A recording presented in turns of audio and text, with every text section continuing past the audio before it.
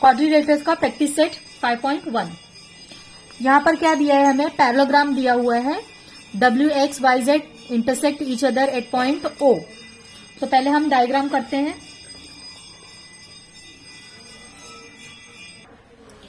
हमें यहाँ पे क्या बनाना है, पैरेललोग्राम बनाना है WXYZ।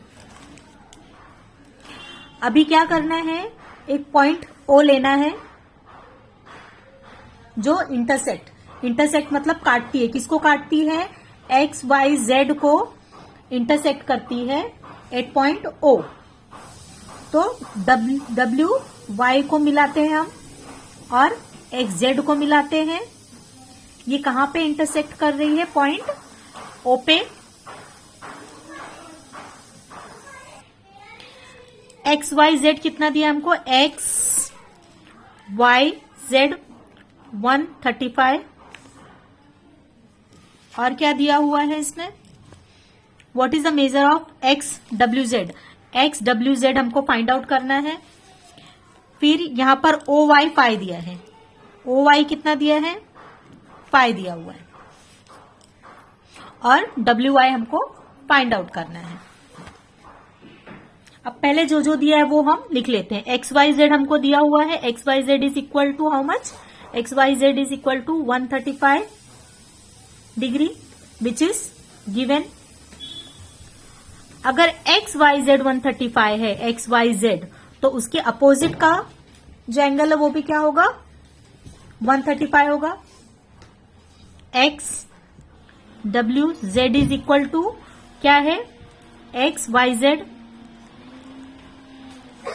क्योंकि क्या है वो अपोजिट एंगल है।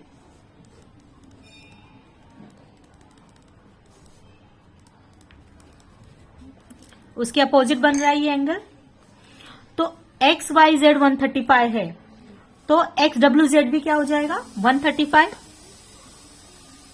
XWZ की जगह हम क्या लिख सकते हैं, 135 इज इक्वल टू XYZ, मतलब XYZ भी 135 हो गया और XWZ भी आपका क्या हो जाएगा,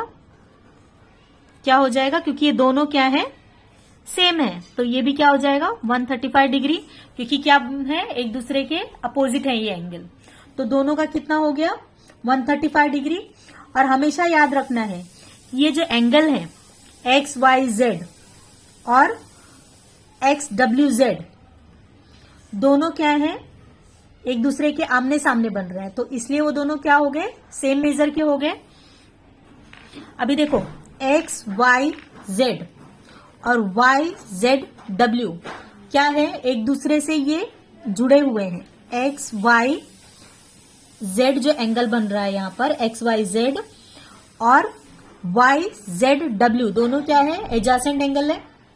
तो हमेशा एडजेसेंट जो एंगल होते हैं वो क्या होते हैं, सप्लीमेंट्री होते हैं, मतलब वो क्या होते हैं, 180 डिग्री होते हैं। सप्लीमेंट्री एंगल मतलब क्या होता है, 180 degree.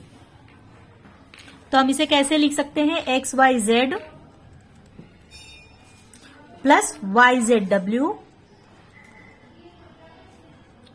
W is equal to 180 degree, क्योंकि क्या है वो एडजेसेंट एंगल है।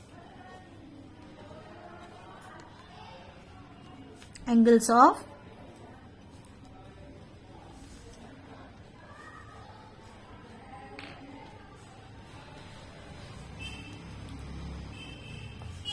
आर हमेशा सप्लीमेंट्री होते हैं। सप्लीमेंट्री मतलब उनका क्या मेजर होगा, 180 डिग्री। हमको पता है XYZ कितना है, XYZ 135 है, तो XYZ के नीचे हम क्या लिखेंगे, 135 प्लस YZW हमको पता नहीं है, YZW हमको पता नहीं है। एंगल का साइन बना दो सब जगह।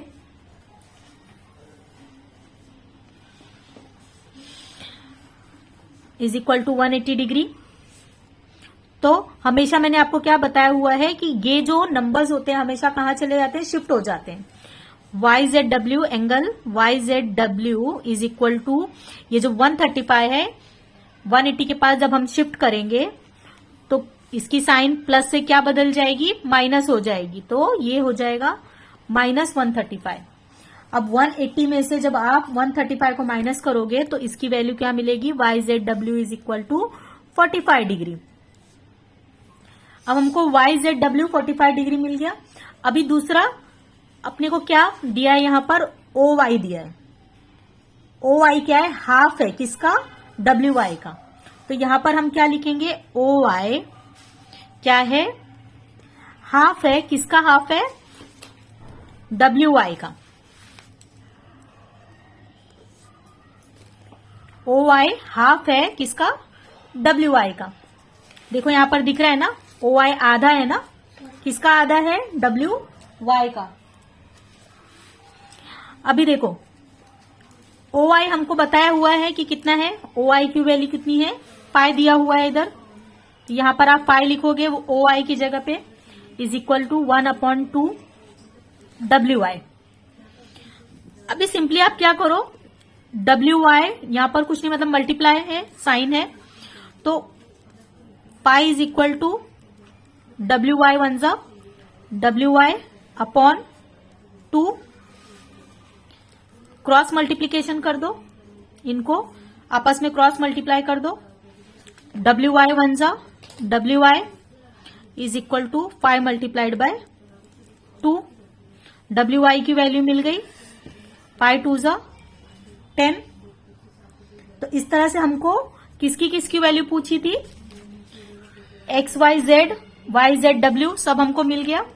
तो क्या क्या है लिखते जाओ, XWZ की वैल्यू 135 डिग्री हमने निकाली थी।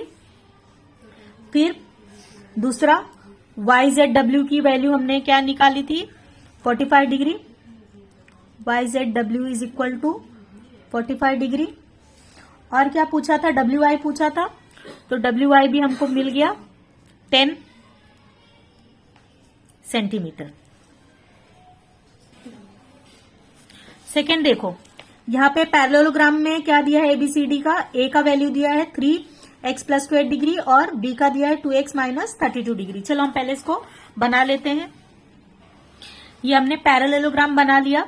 इसमें क्या दिया है, A की वैल्यू 3x + 12 और B का वैल्यू दिया है इधर 2x - 32। अभी हमको पता है कि A और B क्या है, एडजेसेंट एंगल है, और एडजेसेंट एंगल हमेशा क्या होते हैं, सप्लीमेंट्री होते हैं, जिसकी वैल्यू होती है 180 degree.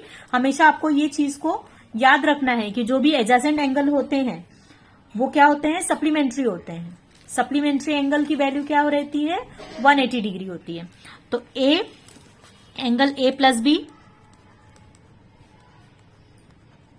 B is equal to 180 degree. आप रीजन क्या लिखोगे इधर, आप यहां ब्रैकेट में एडजेसेंट एंगल और पैरेललोग्राम आर सप्लीमेंट्री लिख देना। अभी A की वैल्यू यहां पे दिया हुआ है, तो A के नीचे आप लिखोगे 3x + 12 प्लस B की जगह पे क्या लिखोगे, 2x - 32 इज इक्वल टू 180। अभी जो x है उनको हम क्या करेंगे, प्लस करेंगे। 3x + 2x 5x + 12 और ये -32 है, तो 32 में से आप 12 को माइनस करोगे, सॉरी यहाँ पे माइनस का साइन आएगा क्योंकि बड़े का साइन, सॉरी यहाँ पे माइनस का साइन, क्योंकि बड़ा 32 का साइन माइनस है, तो 32 - 12 इज इक्वल टू 20। ये माइनस का साइन है, हाँ प्लस नहीं है, ये माइनस का साइन, क्योंकि बड़े का साइन हमेशा लगता है। -20 इज इक्वल टू 180 डिग्री। तो 5x - 20 is equal to 180 degree. यहां पर क्लियर नहीं है इसलिए मैं वापस यहां पर लिख रही हूं। अभी क्या करेंगे, 5x इज इक्वल टू, वो ये जो नंबर्स होते हैं हम क्या करते हैं, जब शिफ्ट करते हैं तो उसकी साइन बदल देते हैं। तो 180, अब ये -20 जब इस तरफ आएगा तो क्या हो जाएगा, +20 हो जाएगा। तो 5x is equal to 180 + 20 is 200।